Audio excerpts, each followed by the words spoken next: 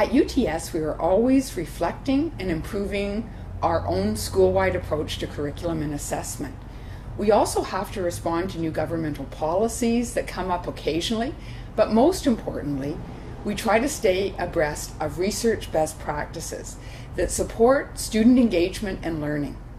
One of the people who has been most instrumental in this aspect of our community is Amy Paradine, our academic director.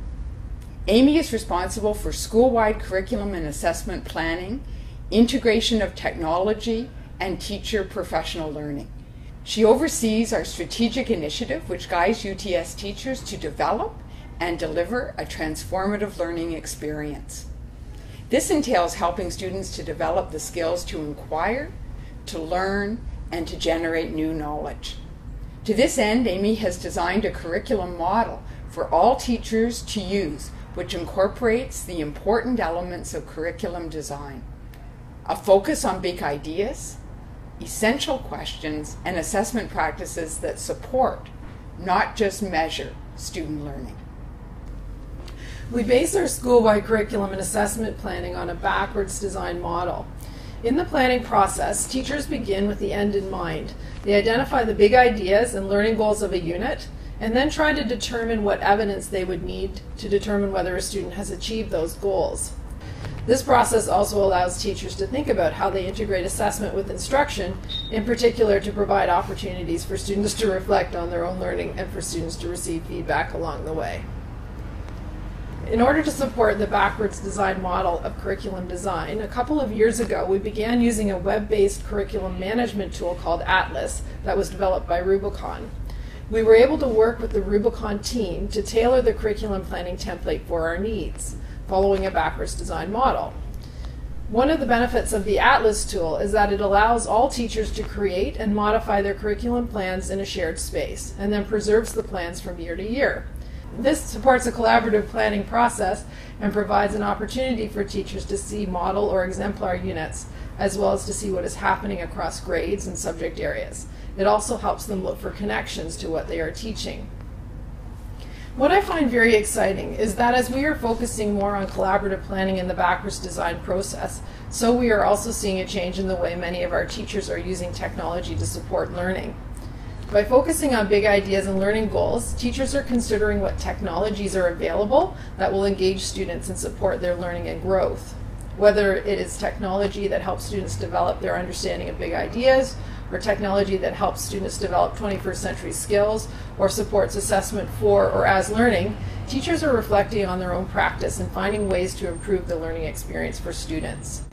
Another important role for supporting teachers is played by Vice Principal Philip Marsh, who has worked as a liaison between academic discipline areas, such as expressive arts and science. Philip helps to ensure that there is continuity of curriculum and looks for opportunities for cross-curricular collaboration.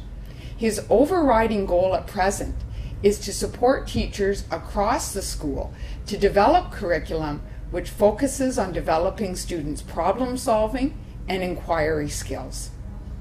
Between grade 7 and grade 12, students encounter increasingly complex questions and problems.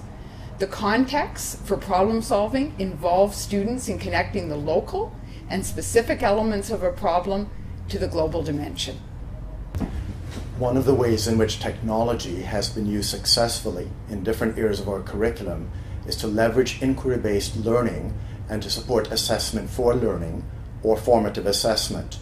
In essence, to identify what students know, understand, and can do during class time when it could be most beneficial for their learning. This allows teachers to give timely and responsive feedback to students and to adjust their teaching and make immediate instructional decisions about where to go next based on the assessment data they have gathered. Technologies like Nearpod, which you'll see in the teacher case study this week, give teachers a window into their students' thinking and current understanding of the concepts they're learning. These kinds of approaches can help reveal students' existing ideas, including some persistent conceptions that students hold on to from earlier grades that need to be linked to new learning. In the traditional model of lecture, students may not feel comfortable responding to teacher-posed questions and potentially revealing their misconceptions in front of the class. Whereas when they're working at table groups, they might feel more comfortable sharing their ideas with their peers. Also, teachers are not always able to reliably judge the level of understanding in their classroom. Reading faces can only get you so far, and sometimes the students really believe they understand, which can even convince the teacher. Technology can enable students to take risks and reduce fear of being wrong. It enables all students to participate and helps to prevent the situation where one or two students dominate the discussion. Assessment, when thought of in this way, can drive instructional design, enabling teachers to make adjustments to their lessons in real time and ensure learning occurs. At UTS, we have found that we cannot emphasize curriculum and assessment design too heavily. Teachers and students benefit when there is careful consideration of student outcomes and when assessments for learning are incorporated into the design.